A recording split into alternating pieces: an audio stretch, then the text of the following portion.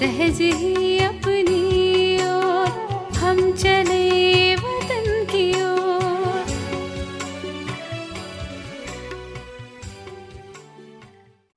ஓம் சாந்தி 23/3/1970 அவ்யக்த பாப்தாதா மதுபன். வாணியின் தலைப்பு: உண்மையான ஹோலி கொண்டாடுவது என்றால் நடந்தவற்றை நடந்து முடிந்ததாக கருத வேண்டும். பாப்தாதா எதனை பார்க்கின்றார்கள்? நீங்கள் அனைவரும் எதை பார்க்கின்றீர்கள்? நீங்கள் அனைவரும் பார்த்து வருகிறீர்கள், பாப்தாதாவும் பார்த்து வருகின்றார். ஆனால் பாப்தாதா எதை பார்க்கின்றார்கள்? நீங்கள் அனைவரும் எதை காண்கின்றீர்கள்? இதில் வேறுபாடு இருக்கின்றதா அல்லது இரண்டும் ஒன்று போல் இருக்கிறதா? இன்று ஆன்மீக குழந்தைகளிடத்தில் எதை முக்கியமாக பாப்தாதா பார்க்கின்றார்? ஒவ்வொரு நடவடிக்கையிலும் ஒரு சிறப்பு இருக்கிறதல்லவா? ஆகவே இன்றைய சந்திப்பில் எந்த சிறப்பை பாப்தாதா பார்க்கின்றார்? இன்று பாப்தாதா முக்கியமாக ஒன்றை பார்க்கின்றார். அதனை பார்த்து அவர் மகிழ்ச்சியும் அடைகின்றார். உங்கள் ஒவ்வொருவரின் முயற்சியின் வேகத்தை பார்க்கின்றார். அத்துடன் உங்களுடைய ஆர்வத்தையும் பார்க்கின்றார். உங்களுடைய ஆர்வத்திற்கு ஏற்ப உங்களுடைய வேகமும் அமைகிறது. ஆகவே பாப்தாதா இதை பார்த்து சந்தோஷம் அடைகின்றார். வேகம் அதிகரிக்கும் போது சேவையில் வெற்றியும் அதிகரிக்கிறது. இன்று ஹோலியை எப்படி கொண்டாடினீர்கள்? நாங்கள் சூக்ஷ்மவதனத்தில் கொண்டாடினோம் என்று குழந்தைகள் கோருகிறார்கள். சூக்ஷ்மவதனத்தில் எவ்வாறு கொண்டாடினீர்கள்? சூக்ஷ்மவதனத்தில் மட்டும் கொண்டாடினீர்களா அல்லது இங்கும் கூடவா? அவ்யக்த சுரூபத்தில் மட்டுமே கொண்டாடினீர்களா? ஹோலி கொண்டாடுவது என்றால் நடந்தது நடந்து முடிந்துவிட்டது என்கின்ற பாடத்தை இன்று முதல் உறுதியாக இருப்பது என்பதாகும்.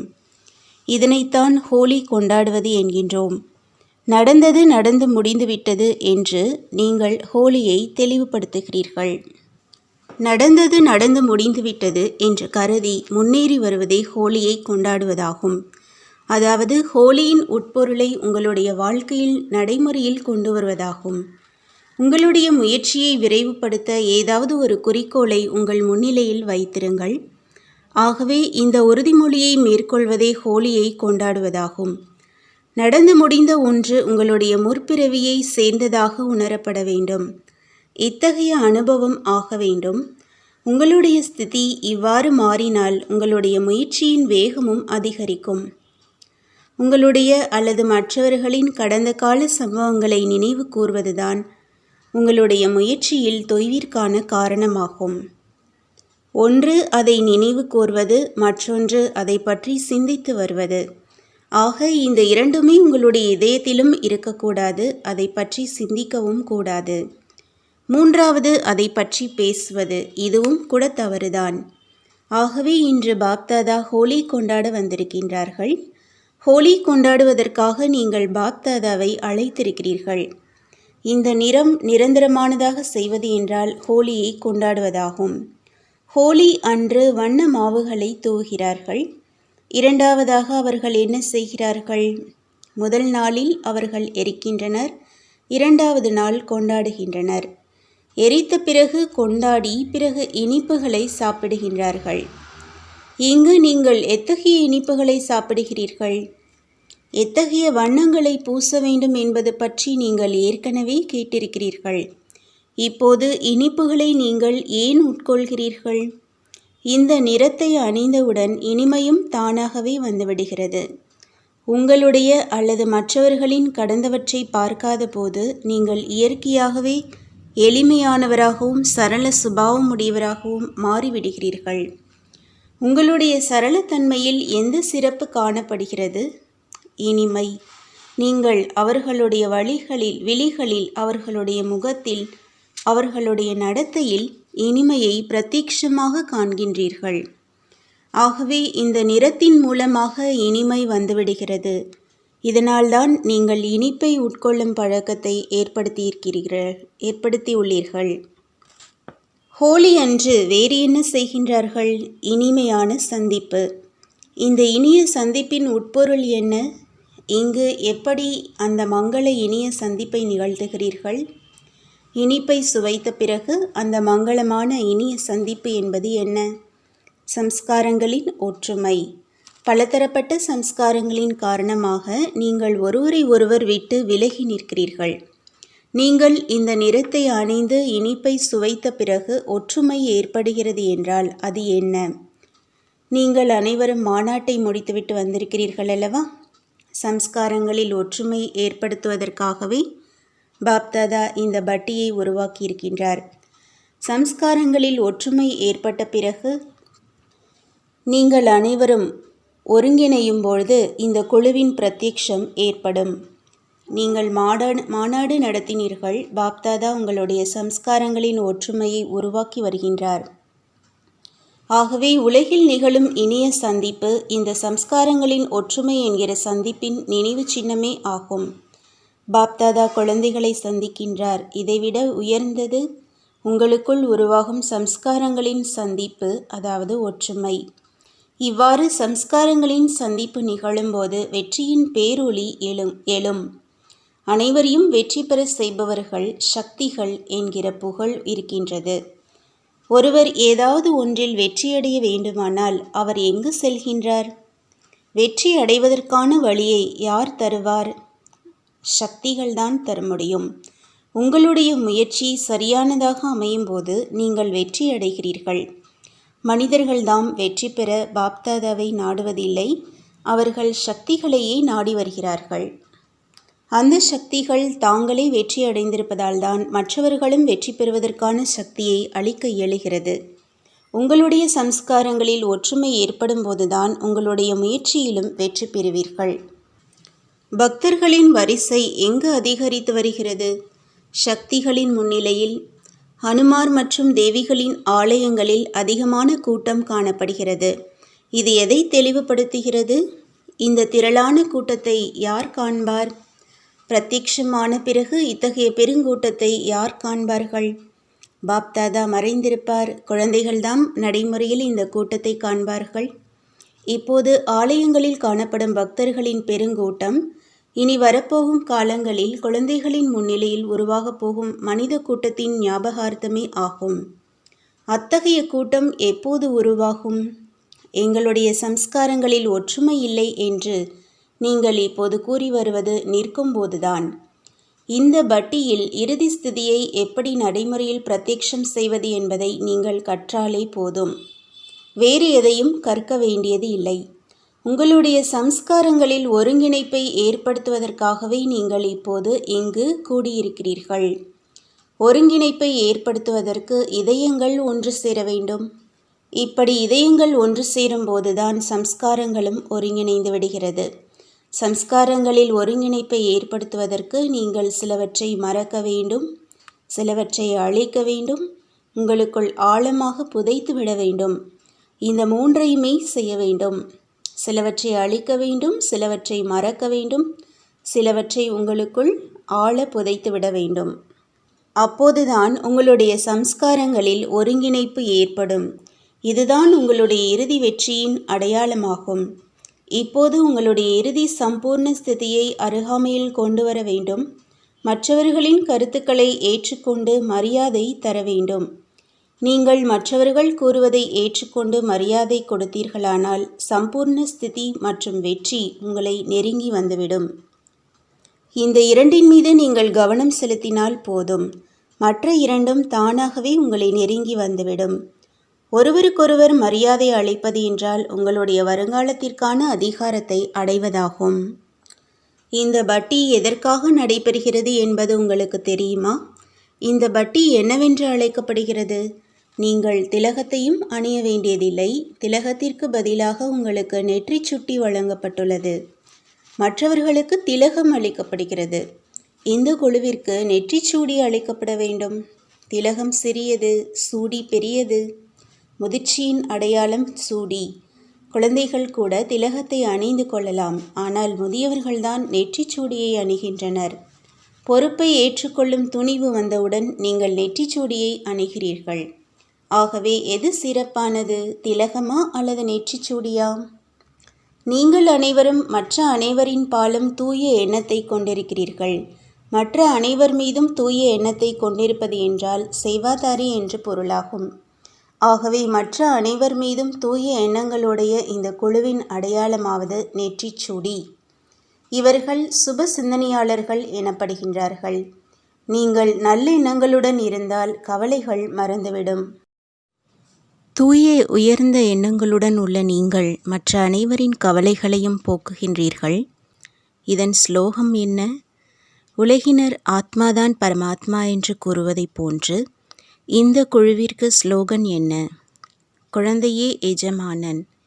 இந்த ஸ்லோகன் இந்த குரூப்புக்கு பொருத்தமானது. இப்போது உங்களுக்கு பெயர், ஸ்லோகன் மற்றும் கடமையும் கிடைத்துவிட்டது. இன்னும் என்ன இந்த பட்டியில் நீங்கள் செய்ய வேண்டும்? எப்படி சம்ஸ்கார ஒருங்கிணைப்பை ஏற்படுத்துவது என்பது பற்றி நீங்கள் உரையாற்ற வேண்டும். இந்த பட்டியில் பலரை உங்களுக்கு சமமாக, அதாவது உங்களுடைய சம்ஸ்காரமான சம்பூர்ண ஸ்திதி சமமாக மாட்டுகின்ற அதிசயத்தை நீங்கள் ஒவ்வொருவரும் நிகழ்த்தி காட்ட வேண்டும். இவ்வாறு நீங்கள் ஒவ்வொருவரும் பலரை சம்பூர்ண ஸ்திதி என்கின்ற சம்ஸ்காரத்தை அடையும்படி செய்தால் என்ன ஆகும்? இதன் முடிவாக விநாசம் ஏற்பட்டுவிடும். ஆகவே இந்த குழு முடிவை ஏற்படுத்தக்கூடியது. இந்த குழு ஸ்தாபனையையும் ஏற்படுத்தும். நீங்கள் எத்தகைய முடிவு, பாலனை மற்றும் ஸ்தாபனையை ஏற்படுத்த வேண்டும்? இவை அனைத்தையும் நீங்கள் இந்த பட்டியில் தெளிவுபடுத்த வேண்டும். ஸ்தாபனை, பாலனை மற்றும் அழிவு ஆகிய 3 காரியங்களையும் செய்வதால்தான் திருமூர்த்தி நெற்றிச்சூட்டியை நீங்கள் அணிகிறீர்கள். வெறும் சொல்லளவில் இல்லாமல் நடைமுறையில் இவற்றை எப்படி கொண்டு வருவது என்பது பற்றி நீங்கள் தெளிவுபடுத்துவதுடன் மற்றவர்களும் அவ்வாறு செயலாற்ற உதவி செய்ய வேண்டும். இவற்றை நீங்கள் தெளிவுபடுத்துங்கள். நீங்கள் பிந்து சொரூபமாக மாறினால்தான் இந்த 3 கடமைகளும் வெற்றி பெறும். இதில்தான் உங்களுடைய கடமை, உங்களுடைய நினைவு, உங்களுடைய ஸ்திதி ஆகியவற்றின் நினைவு சின்னமாக நெற்றிச்சூடி உங்களுக்கு வழங்கப்படுகிறது. விசேஷமான குழுவிற்கு விசேஷமான சிறப்புகள் இருக்கும். நீங்கள் அனைவரும் ஹோலி கொண்டாட வந்திருக்கிறீர்களா அல்லது இக்குழுவின் அலங்காரத்தை காண வந்திருக்கிறீர்களா? இந்த நாடகத்தில் இத்தகைய சிரேஷ்ட ஆத்மாக்களுக்கு அருகாமையில் வருவது என்பது உங்களுடைய அதிர்ஷ்டம் என்று கருதுங்கள். அலங்காரங்களை காண்பது என்றால் உங்களையே சிரேஷ்டமானவர்களாக மாற்றுவது என்று பொருள். இதுதான் அலங்காரம். ஸ்தூலத்தில் இந்த குழுவின் அருகாமையில் வருவதைப் போன்றே இவர்களுடைய சம்பந்தத்திலும் நெருங்கி வர உங்களை தகுதியுடையவராக செய்யுங்கள். இந்த அலங்காரத்தை காண்பவர்களும் சாதாரணமானவர்கள் அல்ல. இதை பார்ப்பவர்களும் மிகவும் சிரேஷ்டமானவர்கள், அருகாமையில் இருக்கக்கூடியவர்களே ஆவார்கள். பாப்தாதாவின் இதயத்தை மகிழ்விப்பவர்கள் நீங்கள். எவர் முதன்மையாக வருபவர்? நீங்கள் அனைவருமே ஒரே வேகத்தில் முன்னேறி வரக்கூடியவர்கள். ஆகவே அவர் 1, 2 என்ற எண்ணிக்கையை யாருக்கும் குறிப்பிட முடியாது. இப்போது அனைவருமே ஒருவர் நினைவில் நம்பர் 1 ஆக இருக்கிறீர்கள். நீங்கள் அனைவரும் எப்போது ஸ்பிரிட் மற்றும் ஸ்பீட், அதாவது ஆத்மா மற்றும் வேகம், இந்த குழுவிற்கு அருகாமையில் வருவீர்களோ அப்போது உங்களுக்கும் விழா நடைபெறும். பிரத்யேகமான சந்திப்பு.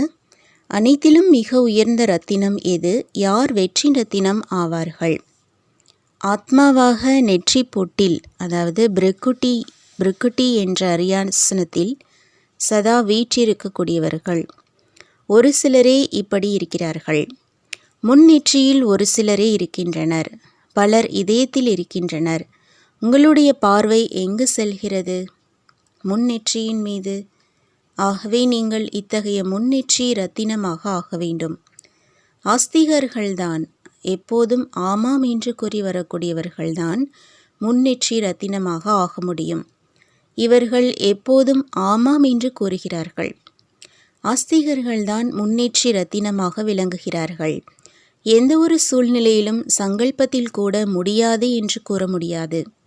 இத்தகைய சிறப்பு இருக்கக்கூடியவர்கள் முன்னேற்றி இரத்தினமாக ஆகிறார்கள். யார் புகழுக்கு அருகதை உடையவர்கள் ஆகிறார்கள்? யார் பூஜைக்கு தகுதியானவராக ஆகின்றார்கள்? ஏதாவது ஒன்றின் அடிப்படையில் நீங்கள் இந்த இரண்டிற்கும் தகுதி பெறுகிறீர்களா? அல்லது இரண்டு சிறப்புகள் தனித்தனியாக இந்த இரண்டிற்கும் தேவைப்படுகிறதா? சில தேவதைகள் அதிகமாக புகழப்படுகின்றனர், ஆனால் இவர்களுடைய பூஜை குறைந்தே காணப்படுகிறது. வேறு சில தேவதைகளுக்கு புகழும் மிகுதியாக இருக்கிறது, பூஜையும் சிறப்பாக இருக்கிறது. வேறு சில தேவதைகள் சில சமயங்களில்தான் பூஜிக்கப்படுகின்றனர். சில தேவதைகள் இடைவிடாது பூஜிக்கப்படுகின்றனர். சில சமயங்களில் என்கின்ற சொல் உங்களுடைய முயற்சியில் இடமிருக்கவே கூடாது. தீவிர முயற்சி செய்பவர்கள் ஒருபோதும் பிறகு என்று கூறாது, இப்போதே உடனே என்று கூறுவார்கள். எந்த ஒரு விஷயத்திலும் பிறகு பார்ப்போம் என்று ஒத்தி போடவே கூடாது. இப்போதே செய்து காட்டுவோம் என்றால் நீங்கள் ஒரு தீவிரமான புருஷார்த்தி. சம்பூர்ண ஸ்திதியில் நீங்கள் சர்வ நற்குணங்களிலும் நிறைந்திருப்பீர்கள். சர்வ சக்திகளிலும் நிறைந்திருந்தால் சர்வ குணங்களிலும் நீங்கள் நிறைந்திருப்பீர்கள். வருங்காலத்தில் நீங்கள் சர்வ குணங்களிலும் நிறைந்திருப்பீர்கள். ஆனால் இப்போது சர்வ சக்திகளிலும் நிறைந்திருக்க வேண்டும். சக்திகளின் எண்ணிக்கை எவ்வளவு என்பது உங்களுக்கு தெரியுமா? 4 சக்திகள் இருக்கின்றன. ஒன்று ஸ்நேகம் என்கிற சக்தி, இரண்டாவது சம்பந்தத்தின் சக்தி, மூன்றாவது சகயோகம் என்கின்ற சக்தி, நான்காவது சகிப்புத்தன்மை சக்தி. இந்த 4 சக்திகளையும் உடையவர் சம்பந்தத்திலும் நெருங்கியிருப்பார். இந்த 4 சக்திகளும் சமமாக விளங்க வேண்டும். தைரிய சக்தி உயர்ந்ததா அல்லது சகிப்புத்தன்மை கொண்ட சக்தி உயர்ந்ததா? தைரியம் இருந்தால் அனைத்திலும் உதவி கிடைக்கும். எப்போதுமே நீங்கள் தைரியமுடன் இருக்க வேண்டும். அப்போது பாப் தாதாவிடமிருந்தும் குடும்பத்திடமிருந்தும் தானாகவே உதவி கிடைக்கும். நீங்கள் அன்பு சுரூபமாக இருக்கிறீர்களா? நீங்கள் சக்தி சுரூபமாக விளங்குகின்றீர்களா? அன்பு மற்றும் சக்தி ஆக இரண்டுமே தேவைப்படுகிறது. சக்தி சுரூபமாகி வெற்றி பெற வேண்டும். அன்பு சுரூபமாகி சம்பந்தத்தில் வர வேண்டும். உங்களிடத்தில் சக்தி இல்லையேல் மாயையை வெற்றி கொள்ள முடியாது. ஆகவே சக்தி சுரூபமாகி வெற்றி பெறுங்கள் மற்றும் அன்பு சுரூபத்தில் சம்பந்தத்தில் வாருங்கள். இரண்டுமே தேவைப்படுகிறது. சர்வசக்திவான் என்றும் அன்பு கடல் என்றும் பாபா போற்றப்படுகின்றார்கள். ஆக அன்பு மற்றும் சக்தி ஆகிய இரண்டுமே தேவைப்படுகிறது. நட்சத்திரங்கள் எத்தனை பேர் இருக்கிறார்கள்? நீங்கள் உங்களை எத்தகையவராக கருதுகிறீர்கள்? தந்தை உங்களுக்கு எந்த பெயரை சூட்டியிருக்கிறார்? அதிர்ஷ்ட நட்சத்திரங்கள். அதிர்ஷ்டசாலிகளாக உங்களை நீங்களே கருதுகிறீர்களா? தந்தையை சேர்ந்தவர்களானவுடன் நீங்கள் அதிர்ஷ்டசாலிகளாக ஆகிவிட்டீர்கள். இருப்பினும் அதிர்ஷ்டத்துடன் நீங்கள் வெற்றி நட்சத்திரமாகவும் ஆக வேண்டும். சிலர் அருகாமையில் இருக்கும் நட்சத்திரங்களாக விளங்குகிறார்கள். வேறு சிலர் நம்பிக்கை நட்சத்திரங்களாக இருக்கின்றனர். உங்கள் ஒவ்வொருவருக்கும் பிரத்யேகமான சிறப்பு இருக்கிறது. இப்போது நீங்கள் எப்படிப்பட்டவர் என்பதை சிந்தித்து பாருங்கள். உங்களை வெற்றி நட்சத்திரங்களாக கருதுங்கள். உடனடியாக பலனுக்கு ஆசைப்படாதவர்கள்தான் வெற்றி பெறுவார்கள். நீங்களும் எப்போது மனநிலையிலும் வேகத்திலும் இந்த குழுவிற்கு அருகில் வருவீர்களோ அப்போது உங்களுக்கும் விழா நடைபெறும். தாதிஜியுடன் சந்திப்பு. குழந்தைதான் எஜமானன், எனவே சிம்மாசனத்தில் சமமாக உட்கார வைக்கிறார்கள். ஸ்தூலத்தில் இந்த விழா கொண்டாடுகிறீர்கள், ஆனால் அவ்வியக்த ரூபத்தில் இந்த விழா நடக்கிறது. குழந்தையை எஜமானனாக்கினீர்கள், எனவே இப்போதிலிருந்தே சிம்மாசனம் உருவாக்குகிறீர்கள். சாக்காரத்தில் மன சிம்மாசனம், இப்பொழுதே சேவையின் சிம்மாசனத்தில், மேலும் எதிர்காலத்தில் ராஜ்ய சிம்மாசனத்தில் அமர்வீர்கள். சங்கம யுகத்தில் சிம்மாசனம் இப்போது உருவாகிறது. டிராமாவில் என்ன பாகம் இருக்கிறதோ அது எவ்வளவு ரகசியம் நிறைந்ததாக இருக்கிறது. இதை தினம் தினம் தெளிவாக புரிந்து கொண்டே செல்வீர்கள். அன்பினாலும் கடமை எங்கு பந்தனத்தில் பிணைக்கப்படுகின்றது. எப்படி அன்பின் பந்தனம் இருக்கிறதோ அப்படியே கடமையின் பந்தனமும் இருக்கிறது எனில் இதுதான் கடமையின் பந்தனம். கடமையின் பந்தனம் அவ்யக்த ரூபத்தில் இருக்கிறது. அன்பின் பந்தனம் சாக்கார ரூபத்தில் இருந்தது. குமாரகா தாதியுடன் சந்திப்பு. அவ்யக்த ரூபத்தில் சிம்மாசனதாரியா ஆவேன் என்று கனவில் கூட நினைக்கவில்லை அல்லவா? சிம்மாசனதாரியாக யாரால் ஆக முடியும்? யார் சதா பெருமிதத்தில் இருக்கிறாரோ மற்றும் அடையாளமும் மிகச் சரியாக துல்லியமாக இருக்கிறதோ அவர்தான். பெருமிதம் மற்றும் அடையாளம், நினைவு மற்றும் ஞானம், இத்தகைய குழந்தைகளை 3 சிம்மாசனத்திற்கும் அதிகாரியாக ஆகிறார்கள்.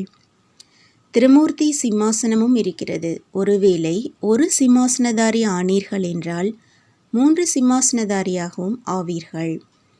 பாபா சிம்மாசனதாரி குழந்தைகளை பார்க்கிறார்கள் எனில் என்ன ஆகிறது என்று, எப்படிப்பட்ட தகுதியான குழந்தைகளே என்று பாப்தாதாவிற்கும் போதை உண்டாகிறது.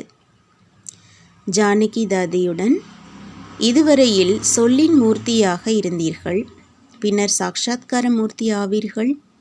இப்போது வார்த்தைகள் மூலம் பிறருக்கு சாக்ஷாத்காரம் ஆகிறது என்றால், ஆனால் பின்னர் அமைதியின் மூலம் சாக்ஷாத்காரம் கிடைக்கும். எப்போது இப்படி ஆவீர்களோ அப்போது எல்லோர் வாயிலிருந்தும் என்ன வெளிப்படும்? அனைத்துமே பரமாத்மாவின் ரூபங்கள் என்ற மகிமை இருக்கிறதல்லவா? இந்த மகிமை சங்கமயுகத்தில்தான் நடைமுறையில் கிடைக்கின்றது. பக்தி மார்க்கத்தில் எந்த விஷயங்களை கூறியுள்ளனரோ அதில் சங்கமயுகத்தின் விஷயங்களை கலப்படம் செய்துவிட்டார்கள்.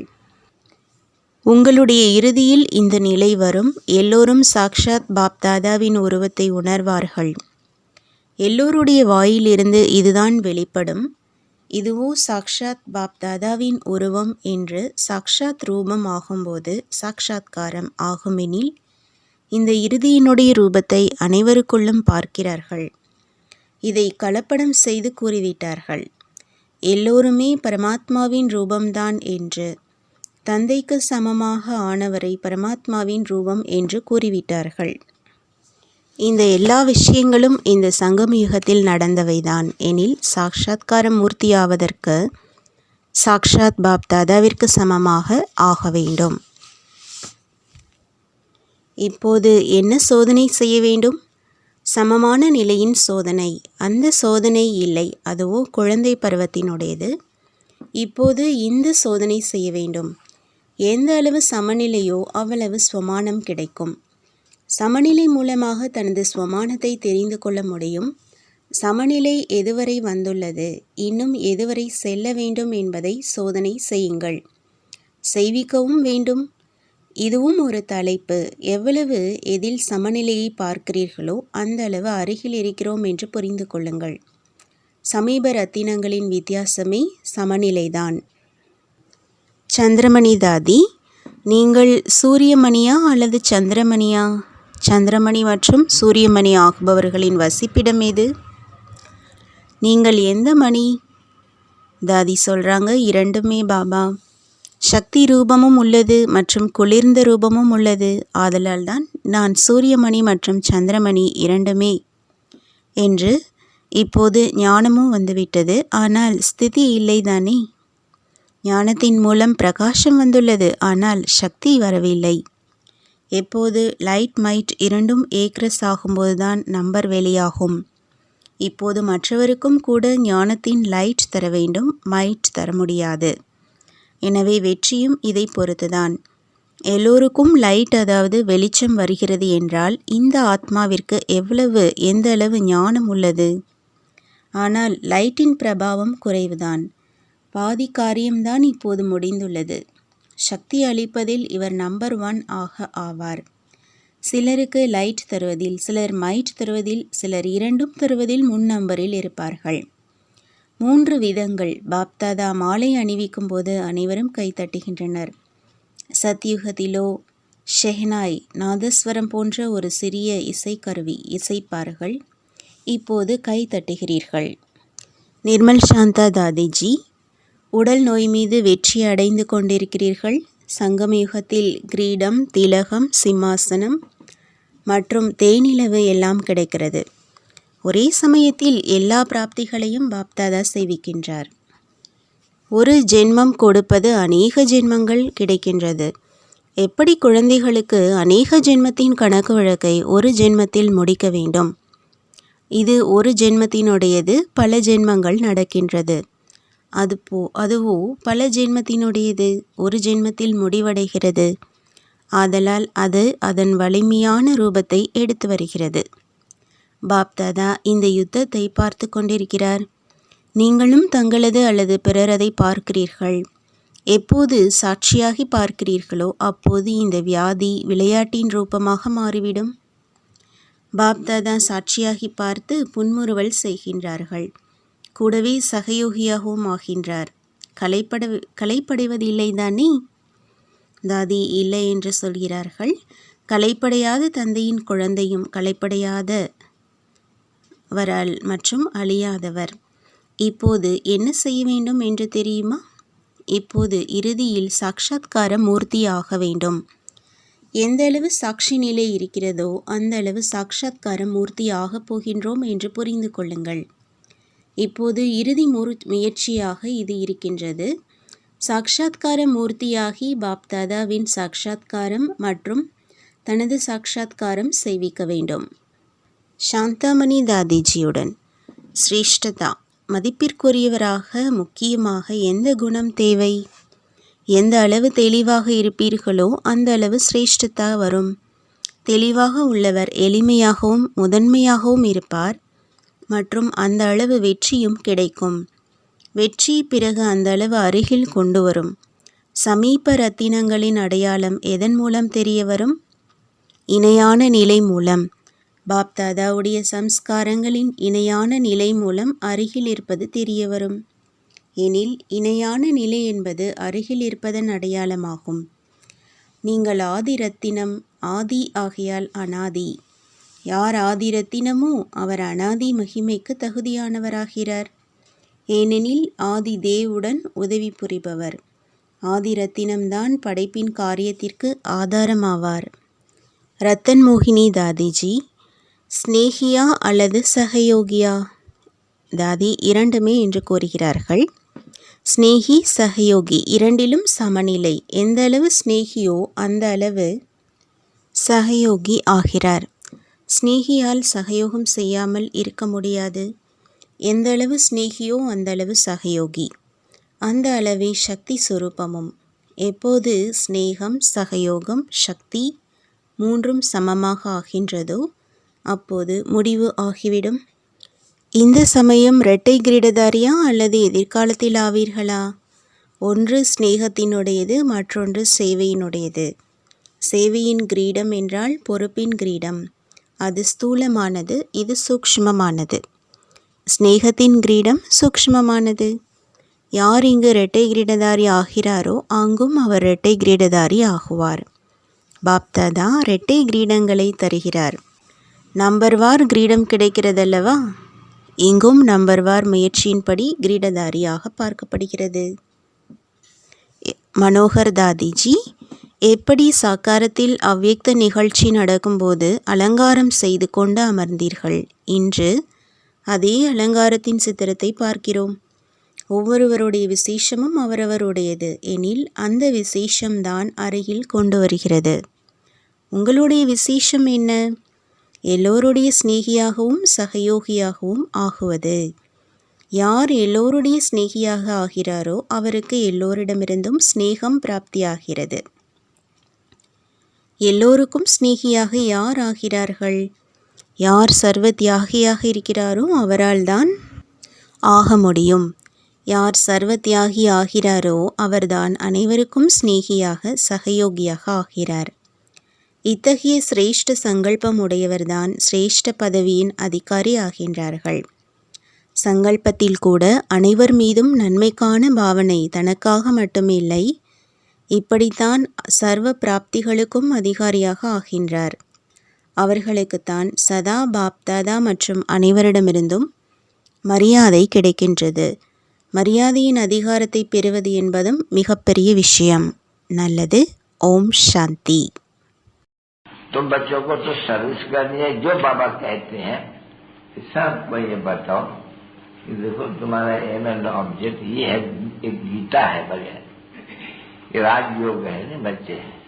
कैसे है राजयोग? बिल्कुल सहज है कि बाप को याद करो तो ये वैसा मिलेगा तुमको। ओम शांति।